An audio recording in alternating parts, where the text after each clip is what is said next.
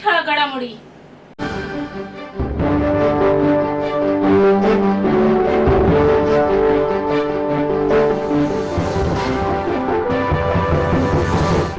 ठाणे जिल्ह्यातील महाविकास आघाडी शिवसेना हाच मोठा भाऊ आहे, असे मत राष्ट्रवादीचे नेते जितेंद्र आव्हाड यांनी काल ठाण्यात पत्रकारांशी बोलताना व्यक्त केले. ठाणे जिल्ह्यात निवडणूक जिंकायची असेल तर शिवसेनेचा भगवा झेंडा खांद्यावर घ्यावाच लागेल, असे सांगत उद्धव बाळासाहेब ठाकरे यांच्या पक्षाचा झेंडा ठाणे महापालिकेवर फडकवायचा असल्याची भूमिकाही त्यांनी मांडली. ठाण्यात महाविकास आघाडीच्या नेत्यांनी काल ठाण्यात संयुक्त पत्रकार परिषद घेतली होती. या पत्रकार परिषदेला राष्ट्रवादीचे नेते डॉक्टर जितेंद्र आव्हाड, ठाकरे गटाचे खासदार राजन विचारे, काँग्रेसचे जिल्हाध्यक्ष विक्रांत चव्हाण, धर्मराज्य पक्षाचे नेते राजन राजे यांच्यासह इतर नेते उपस्थित होते. येत्या वर्षभरात महाविकास आघाडीचे आम्ही सर्व प्रमुख नेते संपूर्ण जिल्ह्यात फिरून प्रचार करणार आहोत. ठाणे जिल्ह्यात शिवसेना मोठा भाऊ आहे. ठाणे जिल्ह्यात जिंकायचं असेल तर उद्धव बाळासाहेब ठाकरे यांच्या शिवसेनेचा भगवा आम्हाला खांद्यावर घ्यावाच लागेल, असे मत आव्हाड यांनी यावेळी व्यक्त केले. कोणत्याही परिस्थितीत ठाणे महापालिकेवर उद्धव ठाकरे यांच्या शिवसेनेचा भगवा झेंडा आपल्याला फडकवायचा आहे, असेही ते म्हणाले. सध्या लोकसभा निवडणुकीचे सर्वेक्षण करण्यात आले. त्या सर्वेक्षणात इंडिया आघाडीवर आहे. देशातील लोकांची मानसिकता बदलायला लागली आहे, असेही ते म्हणाले. शिवसेना, उद्धव बाळासाहेब ठाकरे, काँग्रेस आणि राष्ट्रवादी हे तिन्ही पक्ष महाविकास आघाडीच्या माध्यमातून ठाणे जिल्ह्यातील आगामी सर्व निवडणुका लढवतील, अशी घोषणाही त्यांनी केली. आगामी लोकसभा निवडणुकीत जिल्ह्यातील तिन्ही जागांवर महाविकास आघाडीचे जे कोणी उमेदवार असतील त्यांना निवडून आणू. केवळ लोकसभेची निवडणूक नाही तर विधानसभा आणि महापालिकेच्या निवडणुकीतही आम्ही महाविकास आघाडी म्हणून सामोरे जाऊ, असेही ते म्हणाले. ठाणे महापालिकेच्या कळवा येथील राजीव गांधी महाविद्यालयात प्रथम व द्वितीय वर्षात शिकणाऱ्या 9 विद्यार्थ्यांनी MBBSला नव्याने प्रवेश घेतलेल्या विद्यार्थ्यांचे माजिवडे येथील वसतिगृहात रॅगिंग केल्याची बाब रॅगिंग प्रतिबंधक समितीच्या चौकशीत उघड झाले. रॅगिंग करणाऱ्या 9 विद्यार्थ्यांवर कारवाई करण्यात आली असून त्यांना वसतिगृहातून कायमस्वरूपी बेदखल करण्यात आले. शिवाय एका शैक्षणिक सत्रासाठी महाविद्यालयातूनही त्यांना निलंबित करण्यात आले आहे. ठाणे महापालिकेच्या कळवा येथे छत्रपती शिवाजी महाराज रुग्णालय आहे.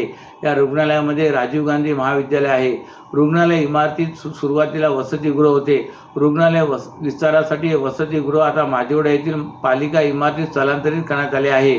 या ठिकाणी काही विद्यार्थी राहतात. त्यापैकी काही विद्यार्थ्यांची रॅगिंग करण्यात आल्याची निनावी तक्रार दिल्ली येथील विद्यापीठ अनुदान आयोगाला ईमेलद्वारे सप्टेंबर महिन्यात प्राप्त झाली होती. या प्रकरणी दिल्ली येथील राष्ट्रीय आयुर्विज्ञान आयोग आणि नाशिक येथील महाराष्ट्र आरोग्य विज्ञान विद्यापीठ प्रशासनाकडून राजीव गांधी वैद्यकीय महाविद्यालयाचे अधिष्ठाता डॉक्टर रागेश बारोट यांना हा ईमेल पाठवून नियमानुसार कारवाई करण्याचे निर्देश दिले होते. त्यानुसार महाविद्यालयाचे अधिष्ठाता डॉक्टर बारोट यांनी रॅगिंग प्रतिबंधक समितीच्या सहाय्याने या प्रकरणाची चौकशी केली. त्यात प्रथम व द्वितीय वर्षातील MBBS मध्ये शिकत असलेल्या विद्यार्थ्यांनी नव्याने MBBSसाठी प्रवेश घेतलेल्या विद्यार्थ्यांचे वसतिगृहात रॅगिंग केल्याचे निदर्शनास आले. रॅगिंग प्रतिबंधक समितीने या संदर्भात कसून चौकशी करून प्रथम व द्वितीय वर्षातील दोषी आढळलेल्या विद्यार्थ्यांवर कारवाई केली आहे. टोल दरवाढीमुळे बस सेवा, वाहतूक सेवा, जीवनावश्यक वस्तूंच्या दरात वाढ होण्याची शक्यता असल्यामुळे टोल दरवाढीचा सर्वसामान्यांच्या खिशाला फटका बसणार आहे. गेल्या 5 दिवसापासून सुरू असलेल्या मनसेच्या जन आंदोलनातून टोल दरवाढ रद्द करण्याची मागणी करण्यात आली.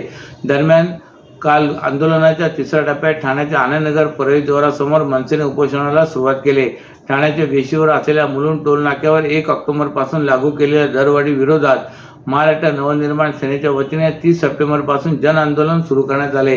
या जन आंदोलनाच्या पहिल्या टप्प्यात महाराष्ट्र नवनिर्माण सेनेच्या वतीने आनंदनगर येथे साखळी उपोषण करत प्रशासनाचे लक्ष वेधण्याचा प्रयत्न केला. तर दुसऱ्या टप्प्यात मनसेने ठाण्यातील विविध चौकात निदर्शने करून लोकांना टोल दरवाढीच्या बाबत जनजागृती केली होती. तर आज 3ऱ्या टप्प्यात मनसे नेते अविनाश जाधव यांच्या वतीने आमरण उपोषणाला बसण्याचा पवित्रा घेण्यात आला आहे. वाढत्या महागाईमध्ये टोल दरवाढीची भर पडणार असून यामुळे जीवनावश्यक वस्तूंमध्ये दरवाढ होत सर्वसामान्य नागरिकांचे बजेटही कोलमडणार आहे. महाराष्ट्र नवनिर्माण सेनेच्या जन आंदोलनाच्या माध्यमातून सरकारला कुठे ना कुठे ठाणेकर नागरिकांच्या टोल दरवाढीच्या विषयाच्या व्यथा लक्षात येईल अशी अपेक्षा होती. पण निगरगट शासन टोल दरवाढ रद्द करत नसून 1 तारखेपासून टोल दरवाढ लागू करण्यात आली असून याचा निषेध करत मनसेच्या वतीने उपोषणाला सुरुवात करण्यात आली आहे. TJSB सौर शक्ती कर्ज गो ग्रीन करा वीज बिलावर बचत. आकर्षक व्याजदर, 84 महिने परतफेड कालावधी, 80% लोन, व्यावसायिक आणि उद्योजकांकरता सुद्धा. अधिक माहितीसाठी तुमच्या जवळच्या शाखेला भेट द्या किंवा संपर्क साधा. 1800-223-466 आणि 1800-266-3466.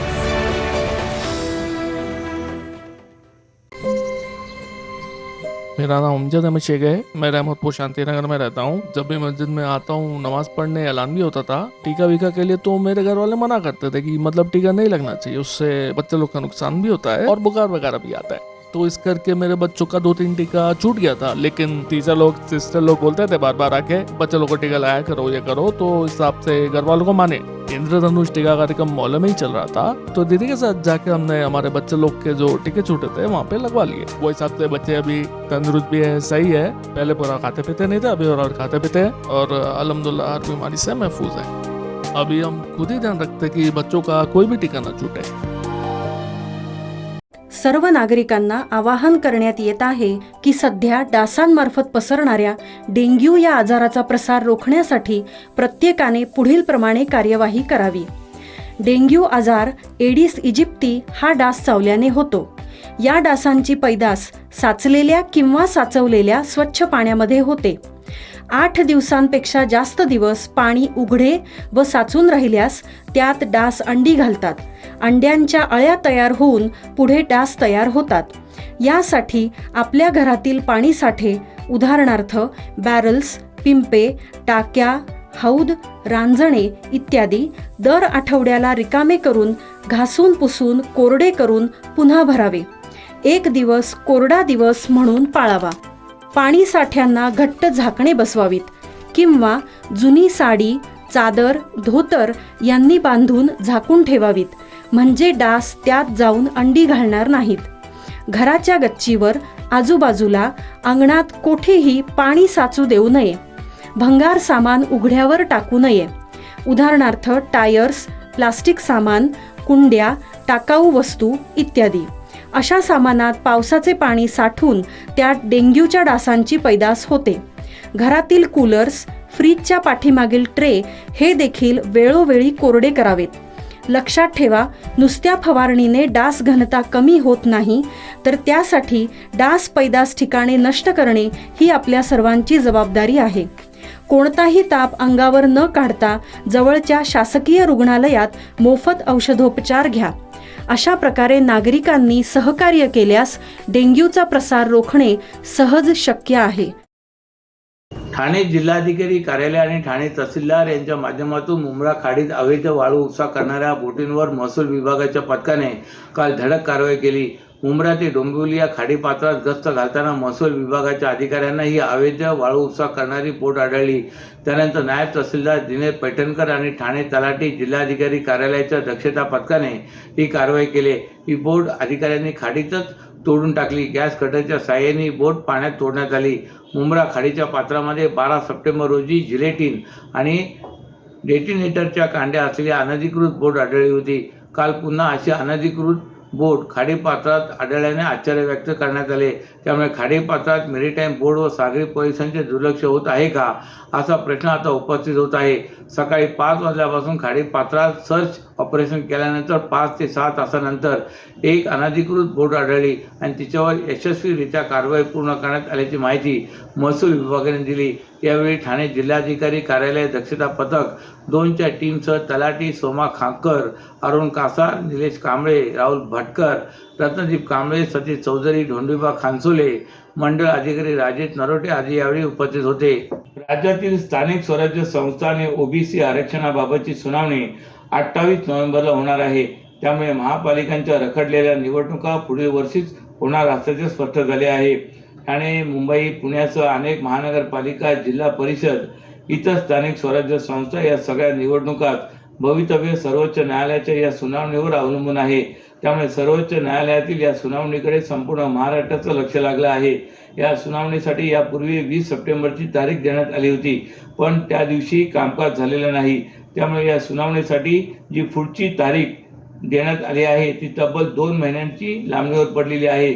स्थानिक स्वराज्य संस्थांच्या निवडणुकीसाठी जी पुढची तारीख देण्यात आली आहे ती थेट 28 नोव्हेंबरला म्हणजे दिवाळीनंतर ही तारीख देण्यात आलेली आहे. या संपूर्ण प्रकरणात सर्वोच्च न्यायालयाचं शेवटचं कामकाज हे 2022 मध्ये झालेलं होतं. सुरुवातीला ओबीसी राजकीय आरक्षणाचा जो मुद्दा होता त्यामुळे या निवडणुका लांबलेल्या होत्या, पण गेल्या जवळपास सध्या वर्षभरापासून कोणत्याही कारणाविना या निवडणुकीची याचिका सर्वोच्च न्यायालयात लांबणीवर पडली आहे. त्यामुळे साहजिकच मुंबई पुण्यासह ज्या महापालिकांच्या निवडणुका या वर्षी होण्याची शक्यता तशी कमी दिसत आहे. कारण 28 नोव्हेंबरला सुनावणी असेल तर त्यानंतर निवडणुका घेण्यासाठी 2024 हे वर्ष उजाडणार असं स्पष्ट दिसत आहे.